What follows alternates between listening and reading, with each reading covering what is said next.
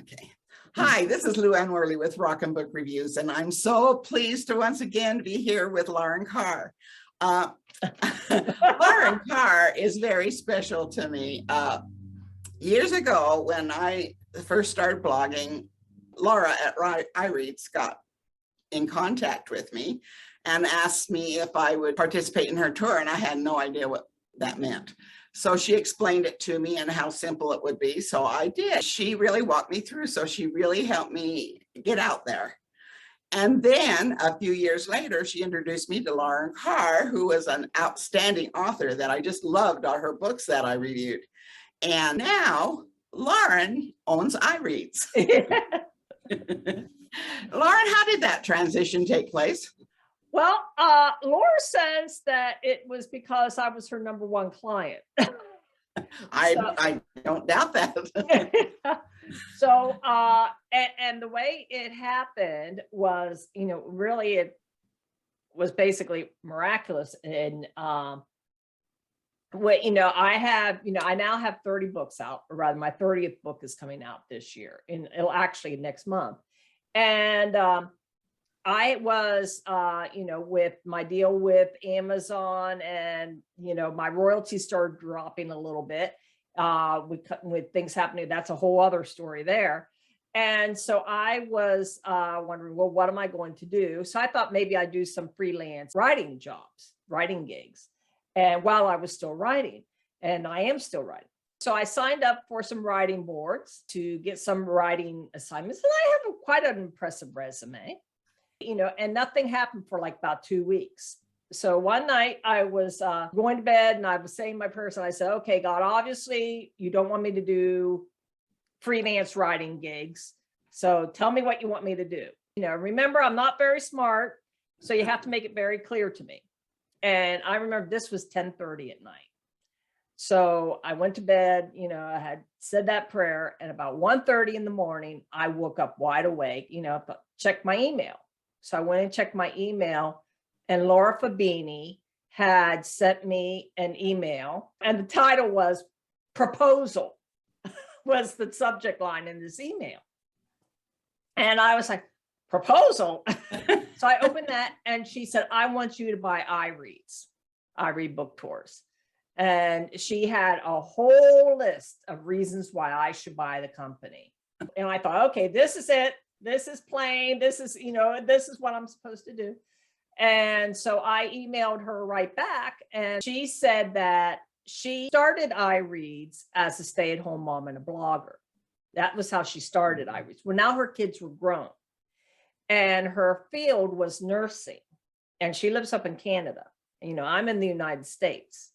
And she said that she had gotten this tremendous job offer to go back into her field. She works with patients in nursing homes. So she was working full time and running iReads, and she couldn't do it.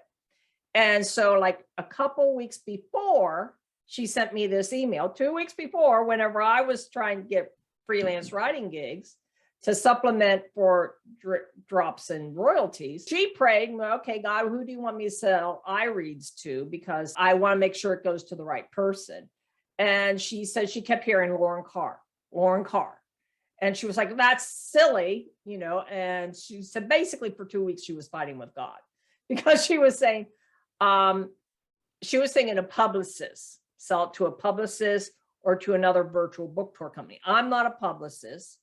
I'm not a blogger, but I know bloggers and I know publicists. And I found that since taking over the company is I see both sides. As an author, I understand what the author's going through when they're on a tour or deciding to do a tour. And on the blogger side, because I work with so many bloggers, I see what's going on their side too. By sunrise that night, I bought the company. And my husband gets up and he's coming out and he's getting his coffee and said, well, I just bought a Canadian company. And he was like, what? I said, that's what God told me to do. And he was like, well, if God told you to buy a Canadian company, I took over the company in July 2019. In March 2020 was when the pandemic hit and I was up and running, and Laura was totally free to deal with nursing home patients in the midst of the pandemic. My taking it over, what the timing was just excellent. Because what happened, which I did not see coming, when the pandemic hit, I was like, oh, a pandemic hit, well, good thing I'm working here at home. I got slammed by publicists and authors because their in-person events were canceled. So I got slammed with business, and I was able to handle it. I basically quit writing for almost 2 years because I was spending all my time working with authors and bloggers and running I Read book tours. Financially, it worked out in that slump, the drop that I was getting in royalties, which was all an Amazon thing that was going on. I supplemented that with I Reads. We just went along like a little running engine, like a little train going on. It was really smooth the way things worked out. Because, whenever, I woke up and checked your email, I saw Laura's email and I was like, this is it. This is what I'm supposed to do. And it ended up being excellent. And things ended up working out really well. And I'm very impressed with as involved as your husband is and as supportive as he is. Yeah, and he has even admitted the way I said, he said he knew he couldn't say no because I was, and it sounds crazy. Well, God told me in the middle of the night to buy a Canadian company, but he has admitted, he said that was an excellent decision for me. I've heard him tell people, I did not give him an option to say no. Yeah. I said, we're buying this company. This is what's meant to be. And everything worked out fine, because if we had not bought I Read book tours, one, I'd have to be paying for my own tours. I'm coordinating my own tours, but, so that's one of the perks. But then the other thing is that nothing else I could have done could have worked out as well. I would have maybe had to go out of the house or. You are amazing. You do plenty out of the house from what I hear. Yeah. You're involved in your church and community and yeah. I work at home. Yeah. So, but yeah, that's why I go out to do some stuff. I did soccer. I was the soccer mom, when my son was little, coached his soccer team, much to his embarrassment. And you've helped create a new mystery blog, correct? Yes. Mystery Review Crew. And it is a collection of mystery authors. Myself, C.S. McDonald, she does the Fiona Quinn mysteries. Carrie Bouvet, and she does the Annie Oakley mysteries, cozy mysteries with And Annie they're all Oakley. great. I love them all. Yeah, and we have Anita Dixon, who she is a Southwestern mystery author. J.C. Gatlin. He's in Florida, and I believe his mysteries take place in Florida. And then we have Shelley Blankton Stroud, who has a new book coming out called Tomboy. That is a historical mystery, almost sort of like the 1930s era, very much like mysteries that are the Humphrey Bogart movies. Right. Mm-hmm. Yeah. That's great. We have a collection of bloggers who post reviews, and we start putting this together so that we can promote each other and promote other mystery authors. So even though we are the founders and we're the main authors who are on the blogs, we do not, we like to promote other mystery authors. And it's not just one subgenre of mystery. It's a cross section of mysteries and adventures. And we have some great reviews on there. With iReads, any of my authors on iReads who have a mystery, then, they're going, we have them on Mystery Review Crew with at least a spotlight or an author interview or a guest post, so you can find out a lot going on there. Lauren, you have won multiple awards and you are bestseller. And how many different series do you have? I even lose track too. I have, well, let me take them off for you, I have the Mac Faraday mysteries, which the latest one is Shadow and Murder. That's and the I want latest. to talk about that in a minute. We'll talk about that in a minute. So we have the Mac Verity mysteries. We have the Lovers in Crime. That is my small town mystery, takes place in West Virginia. We have the Thorny Rose mysteries. That's number 3. We have the Chris Matheson cold case mysteries. That takes place here locally in, and that's the Geezer Squad. And then I have the Nikki Bryant cozy mystery. So 5. I have 5 mysteries right now, mystery series. And the characters, they cross over into different ones. So like Mac Verity will be having a mystery, and the characters from the Lovers in Crime will come in.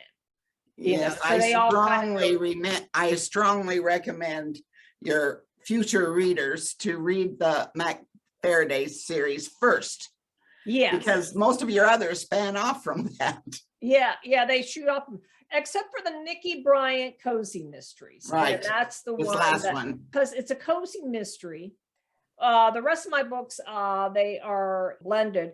They are police procedural, sort of a blend of cozy mystery and police procedural. But the Nikki Bryant cozy mysteries has a different type of cover.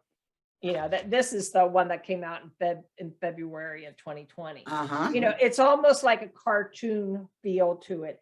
It's it's got a different feel. So she is not going to be crossing over. None of those characters. It is truly a cozy mystery in that I obey all the cozy rules with that one. So she's in her own little world there. But you still have a lot of humor in it. Yeah.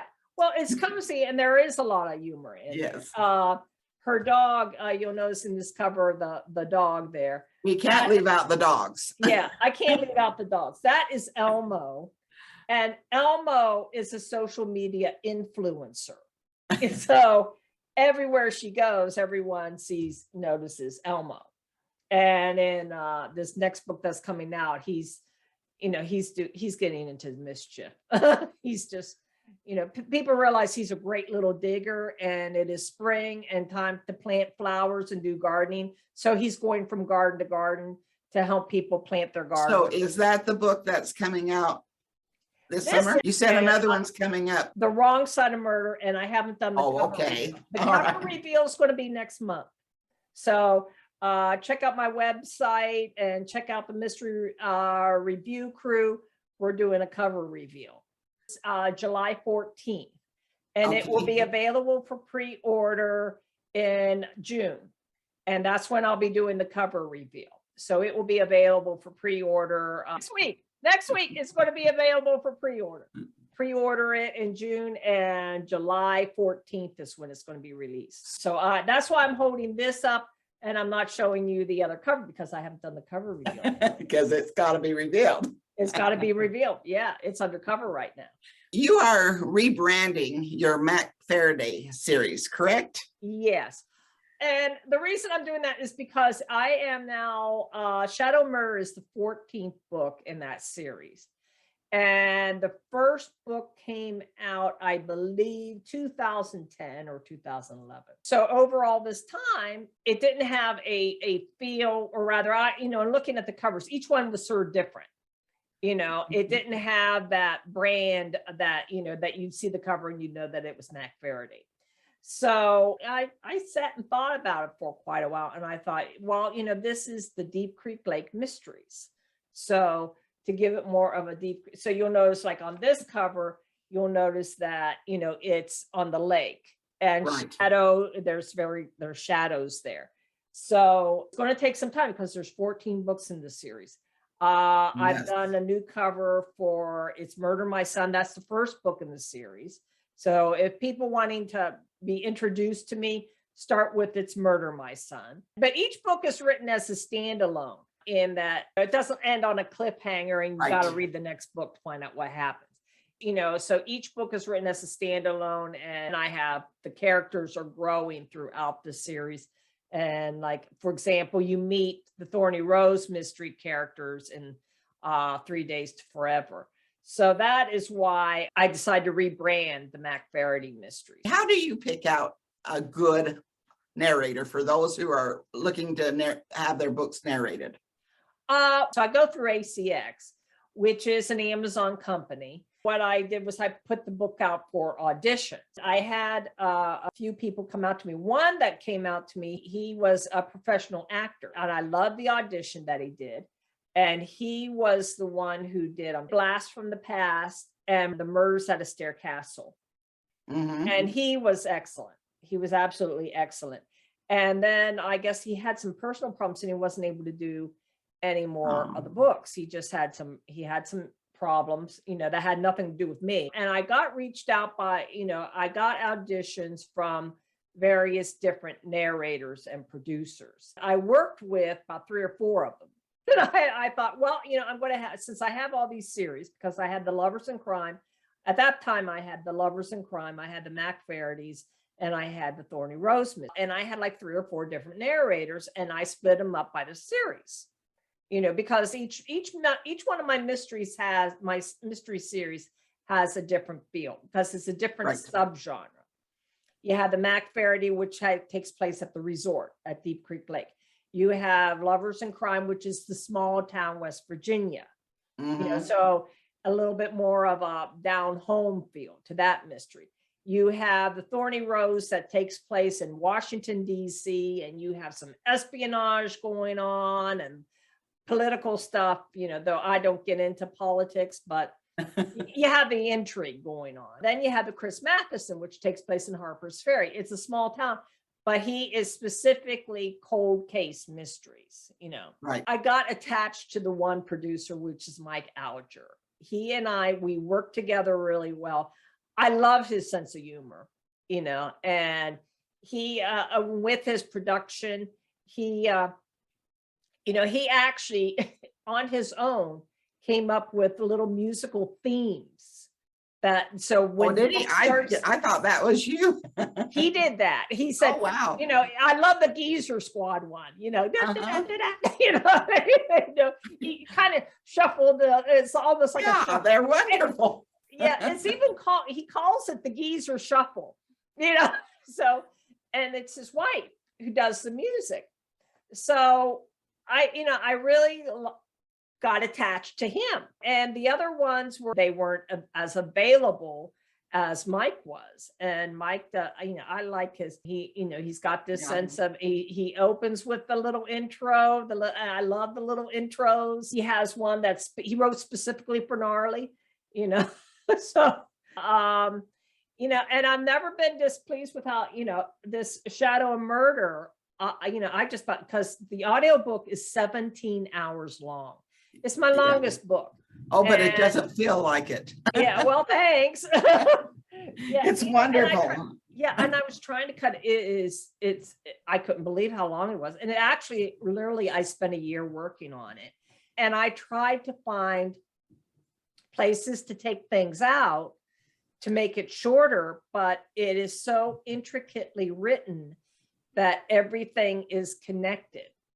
And as a matter of fact, I sent it to a beta reader and I said, can you tell me what I can take out? Because this book is just so long. She came back and said, there's nothing you can take out. Everything is absolutely necessary. Well, Mike, 17 hours long. Imagine he never missed a beat. Yeah. And he did that like within 6 weeks because he was going out of town. So he had a deadline to get it done. Not me, but him. He was churning out a chapter a day. And he has a full-time job. He's a meteorologist. So does it. So he's got a studio at home. And so he's got a full-time job. He'd work, and then he'd come home and and the next morning there'd be another chapter for me to listen to, because he was churning that thing out, and he was so happy when he finished. I feel he, as well as a lot of the narrators, are more talented than actors because they have to do so many voices and keep, in mind which voice belongs to which person. Yeah, and keep them straight. And they just fluctuate between them so smoothly. That they either can make your book or break it, and they definitely help make it. Yeah, and plus there's the technical side of it, which when he started this, because at that point it had been almost 2 years since he'd done a book for me, because remember, I was, because of the pandemic and iReads was, so it was 2 years before I got a book to him. And in that time, ACX had changed how they were doing things on their end. And he actually had to invest in another program to be able to, so he's got the technical stuff to do that stuff that I would not hear, stuff on his end, the audio and all that kind of stuff. So they have to do that too, so, it's doing an audiobook production, which you should interview him because he would be able to, I would love to. I've been looking for a narrator to interview. Oh, okay. Yeah, I'll put you in touch with him. Okay, great. He had to, so because there is a lot more to audiobook production than that. You have to, there's editing. Like I'm listening to it, and if he says a word wrong, I need to maybe, and sometimes I do a balancing act. Well, do I really have to, if this, let him know, pauses. And there have been times I've caught that, he'd say a voice, he'd say a line and he'd be using a different character's voice. I like once I caught that, whenever you're writing a book, and I found that now that my books are coming out in audiobook, I'm more aware of that, and sometimes I think you agree that it's the future, audiobooks. Yes. I have so many bloggers who, like you, who started out in print and then went to digital. And then, well, now I only do audiobooks. I never thought I would, because I always liked holding that book. But then when I started having eye allergies and then cataracts and so forth, and I couldn't read as easy, I couldn't stand to lay there in bed and not, do anything. So I subscribed to Audible, and I found that the new audiobooks versus the old are way different. And I really haven't found that there's a lot of talented narrators out there. Mm-hmm. Yeah, and if anybody who they have a good voice, I know a gentleman, not just last month, I was talking to him, I was talking to him about my audiobooks, and he was, I could do on audio because he had, he has professional speaking experience. So he's got a very nice voice. And he actually knew, I could set up a studio in my bathroom. That's where Mike has, the kids moved out. And so he turned the guest bathroom into a studio or something like that. But, and this gentleman I was talking to, and I sent him the link, and he's going to, because as a narrator, you could, there are various different ways that you could do it as far as your royalties. Mm-hmm. And, there's the royalty share, where you actually literally split your audiobook royalties with the narrator or the producer, both, or you could, get paid all up front. This is how much time it's going to take. This is how much. I did not get this done in 17 hours.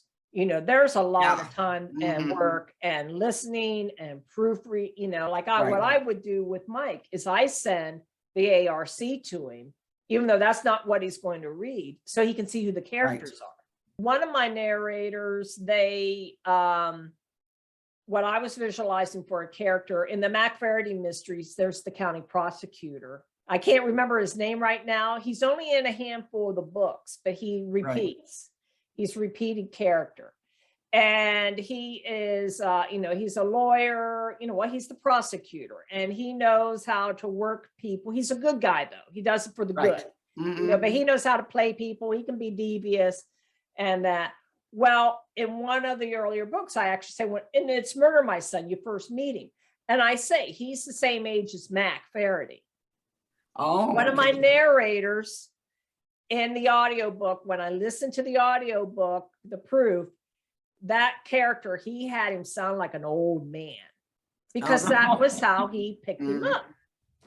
And I didn't have the heart to contact the narrator. You have him too old. Right. That he made this guy sound like he's about ready to drop dead. Old age. He made him And that can hurt your book very much, your Yeah. ratings. Yeah, because it wasn't at all Yeah. what I visualized. But I didn't have the heart to go back and tell him, because he was, and I have another author whose books are very good, and I felt bad, but I had to lower the rating a star because the narrator, who took on the main character, made her sound, she's a young woman. She made her sound like an old, aging lady and had this real sharp, kind of snooty voice. And this wasn't the character at all. When I sent her an email and told her, sorry, but this is what I had to do, she said when she listened to it after I wrote, she says, you're right. You're absolutely right. I'll not use her again. So you have to be careful as an author. Yeah, you have to, and it's not and it makes me aware of how my books can come across to readers by how I'm listening to how the audiobook producer is interpreting my book. Mm-hmm. Now, what I'll do is whenever I send them the list of characters, if there's something specific about a character, I'll tell them that. I have a character in one of my books who the name is, it's almost like it's like an Irish sounding name. And he gave the character an Irish accent. And I was like, but that character, yeah, it's an Irish name, but they're not from Ireland. It sounds like this person just got off the boat. Right. Exactly. And, as a matter of fact, it is in Shadow. It is. I remember that. Mm-hmm. Yeah. And I actually had a discussion with my husband. I said, I don't have the heart to, because, and then Jack pointed out, he said, there's so many characters in the book. If he doesn't give it an Irish accent, then that character is not going to stand out. There's only one thing you can do. I mean, there's so much you can do with the vocalization. Exactly. And so I let it stand. Yeah. I let it stand, that wasn't my favorite, but like you said, it made him different from the other characters. Made it different from the other characters whenever they're in a big conversation. Whenever you have a conversation with multiple characters. Right. But that type of thing makes me realize, and it actually makes me a better author, better writer, because having learned these things through the audiobook productions, I'm more aware whenever I'm writing of how to make things. That some people can not, how I know how the character is because I've created the character, but how does the character come across to the reader? Shadow of Murder. This is very unique to your style, but I loved it. I'm glad you loved it. Yeah, it was, because I have a little bit of paranormal in there, and, and some people loved it, some people would hate it, and I was really hesitant about taking this direction. And it's not a direction that all my books are going to take. This is a one-time thing. Oh, I loved it though. I thought it was so unique. Yeah. And I've actually had this conversation with other authors, and there are some authors who are very, are the international best-selling ones who they make $1 million with every book that they sell. And if you go look at their reviews, there's a lot of people they'll say, she writes the same book over and over again and just changes the names of the characters. And I don't want to do that. Right. I always want each book to be different. And Shadow of Murder, they are. Oh, thank you. Because, you think it'd be boring for me writing them if it's the same book over and over again. And as a matter of fact, now with 30 books, I find myself writing a book and I already did that. Been there, done that. Like for the plot. Well, there's some things that are similar, but I mean, life is that way. I mean, some things happen similar to other people, and but the gist of the whole story is not. So you do it very well. Oh, well, thank you. Well, what I did with Shadow and Murder, and I had to think about it, is I do introduce true crime author Erica Hart, and I bring her to Deep Creek Lake, and she's a true crime blogger, and she's starting a whole new chapter of her life. So basically, it's a matter of starting over. And so, and it starts out with a bang. Whenever she arrives in Deep Creek Lake, a shadow darts across the road, and she's driving her SUV, and it goes off a cliff, but she's hanging on the cliff. She's actually, sort of like, help me. She's hanging on the cliff. And then the new deputy chief, now I do still have Art Bogart in the police, but the new deputy chief of police, Dusty O'Mara, arrives, and he saves her. He's actually brought there by Teddy the parrot. Teddy is not a parrot. He gets really offended if you call him a parrot. He's a cockatoo. So then soon after that, Connor Langston, who her body is found at the bottom of a dismantled swimming pool of a house that Tristan Faraday has just bought. Tristan Faraday is Mac Faraday's son. And it turns out that Erica Hart was the one who reported her missing like 10 years earlier. So she is, or 12 years earlier, like over 10 years earlier, Erica Hart had reported her missing. And so she wants to find out what happened to her friend, Connor Langston. So all these things are interesting. What I mean by the dark shadow, there's a little bit of paranormal there. We're exploring good versus evil, that type of thing going on. So there's a little, and some people really object, they were like, because I did something different, and I don't regret doing something different. That's not going to make the Mac Faraday mysteries a paranormal mysteries. Right. It's just, it's not that paranormal. I mean, it's a little, but it's a little bit, because you're dealing with human people. Right. And, so I don't go into a new genre. It's, you don't want to write the same book over and over again. And what I do is whenever I write, because my characters are fully developed, they will take me in the directions they want to go. And that was one thing I like about your writing, Lauren, is because you're thinking, okay, it's coming to the end of the book now, and then all of a sudden a new scenario pops out. And you did that with the Shadow of Murder very well. And I loved it. It was like a combination of, going and seeing several movies in a day or something, where you have all these different tastes that you delve into and you enjoy. And it was just wonderful. I thought it was a work of genius myself. Oh, well, thank you.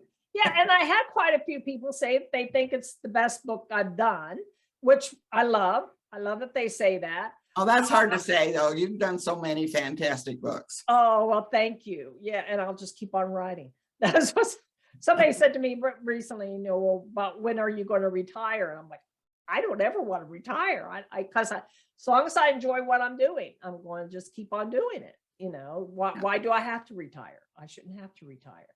So, but and what I do is I let the characters take me, and sometimes I add another plot line in there. And this all stems from, I hate knowing who the killer is at the beginning. And my mother and I used to get into so many arguments, because she would say, well, you have a lot of characters. And I'd say, I don't want people to flip a coin to know who the killer is. Right. That's why I have, and think about it here in life. Do you only have 10 people here in life?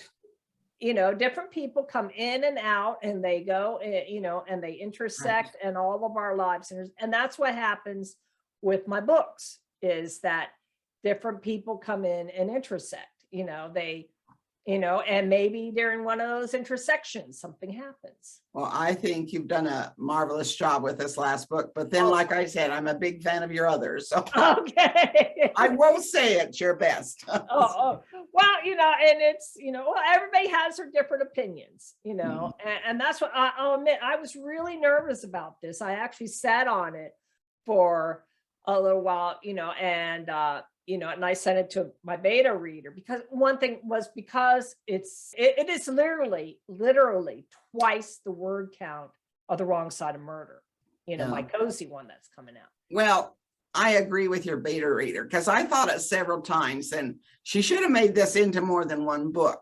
But then as I'd read, I thought they'd have to be really short books. Yeah. And that would ruin it. There's no way you could have really cut any of it out.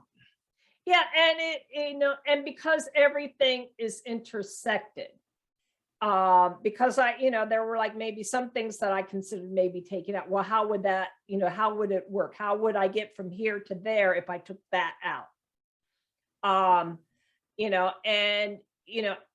So I, like, I'm trying to think of what ones without giving something away.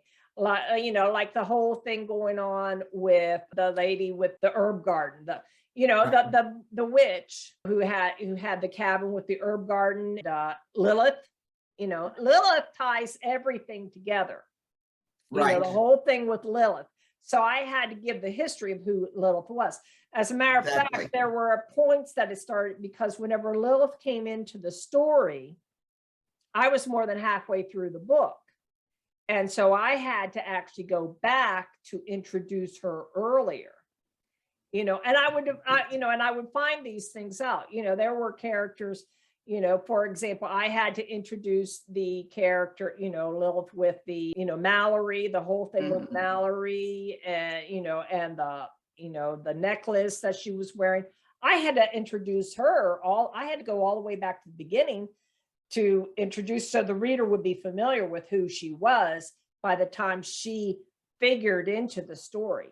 So there plus there's a lot of mental health in there, and I enjoyed that too. I thought that was good. Yeah, and one person who actually worked in that field, she was a little offended because I was discussing it in lay terms. And because I know there are people who are in that field, but but she felt like I glossed over it too much, that I should have gotten into. And that's all a balancing act that an author You'd have to do a whole new book with a different series if you did that. Yeah. Yeah. And that's something that as a writer, you have to consider your audience, and, sort of you gloss over, because, for example, my characters, and having the discussion about the mental health issues, you have to remember, none of them were doctors. They were all lay people. So they were talking about what they know, how they know, what they know, and maybe what they have is not correct. And maybe they used, like the person who was offended, right. I was using the wrong terms, was what they said, sort of a mixture of different things, and they said, actually what he was doing was, and they had a technical name for it. And I don't argue when somebody tells me, well, that's good to know, and that's educational and that, but I'm not going to go back and correct it, because keeping in mind, none of my characters were doctors in that field. Well, and I just recently interviewed an author, and he says, when people come at him with, well, this is not totally correct, he says, that's why it's fiction. And I have the leeway to do what I want with fiction. So. Yeah, literary license. That's what I was talking to somebody this morning about, a technical thing that they were doing in their book, sort of some sort of a spyware thing, and I came up with this idea how to fix this problem, and, forensically how they, how some spyware information can be passed from here to there, and I said, I don't know if technically that's possible. And I said, but it'd be really cool if it was, and you can say it. Think about that things, like George Lucas with Star Wars. And they had the whole, what was it, technologies that he put in there in fiction in Star Wars that they are now doing today that wasn't possible in the 70s. Well, George Orwell is an excellent example. He wrote these books, 1984 and Animal Farm, all these things that he was banned from England, and he came to the United States in order to get it published. And then they called him a heretic and blasphemous and everything else. And yet everything he's written in his books are now available and happening. Uh-huh. So it's like it was an insight, really. I mean, so never say never. We never know what's going We never on. know. No, never say never. It's been so delightful. I could talk to you for 6 months and never get enough information from you, but Oh, you have a giveaway well, you're welcome for to talk us. to me again. I'm always available. Well, I'm not always I'm going to available. talk to you as many times as you'll come up with That's your all, new come on. books. Yeah. Okay. Okay. And Well, thank you for inviting me. well, I couldn't have a 9th Blogversary without you. Oh, yeah, that's true. Okay. Okay. Well, and for the giveaway, we're going to do a signed copy of It's Murder My Son and a $10 Amazon gift card. Thank you. And that'll be great. I Okay. appreciate All it. right. Okay. Thank you very much. Thank you for having me, Luann. Oh, See you next my time. pleasure. And we hope that you'll search the universe through books.